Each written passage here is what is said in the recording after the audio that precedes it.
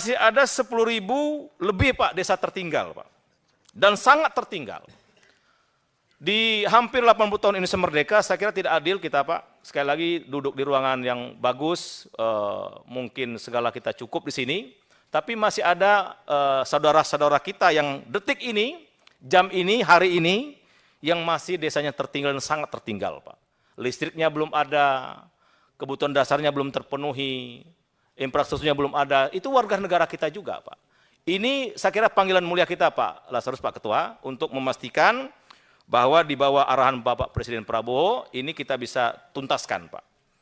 Ya, dengan cara apa ya? Kolaborasi sekali lagi Pak. Kami sudah mengajak para perusahaan, saya sudah bilang kemarin, kamu sebenarnya sudah banyak makan hasil dari sekitar desa itu. Masa nggak mau desa? Oh siap Pak. Jadi saya agak keras Pak Ketua, mohon maaf nih kalau gaya saya agak menekan, tapi demi kebaikan, bukan untuk saya Pak. Ya. Baik. Kemudian masih terdapat 36 kabupaten tertinggal Pak. Ini kebanyakan di, mohon maaf Pak Wakil Ketua Pak Robert Rowe, di Papua Pak. Ya mungkin saya harus ke sana nanti sama Pak Wakil Ketua, di Papua Pegunungan, atau Papua Tengah, atau Papua Barat, Papua Barat Daya. Saya ingin memastikan juga Pak, sebenarnya apa yang jadi persoalan Pak. Bahkan saya mungkin harus menginap di pedalaman Pak, nggak apa-apa Pak. Karena itu cara saya benar-benar melihat persoalan itu komprehensif Pak, tidak parsial, tidak pakai katanya. Ya, jadi saya mungkin mohon Pak Robert Rowe nanti saya diajak Pak ke dapil Pak Wakil Ketua, sehingga kita bisa melihat Papua itu dengan dekat Pak. Terutama desa-desanya, dari data yang kami ambil, Papua secara keseluruhan itu masih banyak yang paling tertinggal, yang sangat tertinggal, termasuk NTT. Ya, NTT mungkin ada teman-teman dari NTT di sini, kami juga mungkin akan kunjungan ke NTT. Saya sudah tanya, di mana itu Pak Sekjen? Yang tempat air itu? Manggarai Timur, katanya jalan daratnya sekitar 6 jam Pak, ya nggak apa-apa. Saya akan nikmati perjalanan itu Pak, ya untuk melihat desa dari dekat. Nah kemudian isu yang lain Bapak Ibu, baru 6.000 badan usaha milik desa mengelola wisata desa, sementara potensinya 27.000 lebih. Nah ini mungkin sekali lagi Bapak Ibu, kalau dari dana desa atau dari APBN sangat sedikit. Saya lihat cuma sekitar 150-an untuk tahun 2025.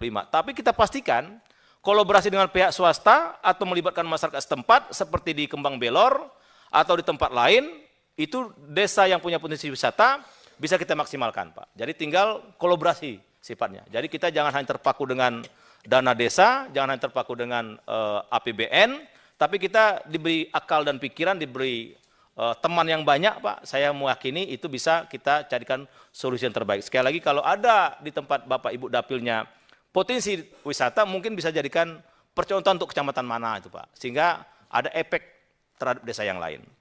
Nah ini salah satu anggaran desa itu adalah desa wisata Pak. Dalam rangka juga kemarin kami di Kembang Belor itu saya sudah diskusi panjang sambil panen ubi jam 6 pagi, jalan kaki pakai sendal di sawah. Saya bilang, Pak Kades begini-begini, dia terima masukan saya. Saya bilang, ini airnya kencang Pak. Pak Kades, kan kalau malam gelap, coba buat turbin kecil Pak, kasih dinamo kecil, kasih lampu. Oh iya. Jadi saya gitu Pak Ketua, jadi ngasih ide langsung. Sebelah air ini dibelokkan dikit, pelihara ikan arus deras, enak. Oh iya. Jadi saya banyak ngasih ide Pak. Di sini tadi ditaruh bangku tempat orang duduk, pemandangannya gunung. Oh iya, tapi pakai bilang masuk sini pakai kopon. Oh iya, dapat duit lagi sebelah desa. Jadi itu mungkin cara kami Pak Ketua menyentuh persoalan sekaligus solusi Pak. Ya, langsung nginap di desa. Nah jadi BUMDes itu kita akan maksimalkan salah satu andalan desa, karena contoh tadi yang di Desa Ngoran, Kecamatan Ngelegok, Kabupaten Blitar itu, ekspor kendang jembe itu pihak buyer tidak mau kalau hubungan pribadi Pak, maka BUMDes lah salah satu solusinya. Jadi kalau misalnya ada potensi di desa itu, kalau hanya dengan perorangan, biasanya buyer atau pihak ketiga atau pemodal dan sebagainya tidak mau. Maka kita akan memaksimalkan yang punya badan hukum yaitu BUMDes. Nah ini Bapak Ibu yang saya sebutkan tadi. Masih ada 3.000 lebih Pak desa yang tidak berlistrik. Ini luar biasa ini Pak. Saya sedih juga sebenarnya. Maksud saya cukuplah saya dulu kan waktu masih kecil nggak punya listrik di rumah emak saya Pak. Dari lahir sampai tamat kuliah, saya nggak pernah melihat listrik di rumah emak atau bapak kami. Tapi ternyata di 80 tahun Indonesia Merdeka, nasib teman-teman kita, nasib warga negara Indonesia, masih ada sekitar hampir 10 juta yang tidak punya listrik, Pak. Ini tanggung jawab kita, Pak Ketua, tanggung jawab yang sangat mulia, Pak, dan nanti saya sudah minta kepada jajaran Eselon 1, saya akan kunjungan secara khusus daerah-daerah yang tertinggal ini, Pak. Sebenarnya apa persoalan, dan saya akan menggandeng banyak pihak. Mudah-mudahan dengan begitu, satu persatu persoalan akan kita urai.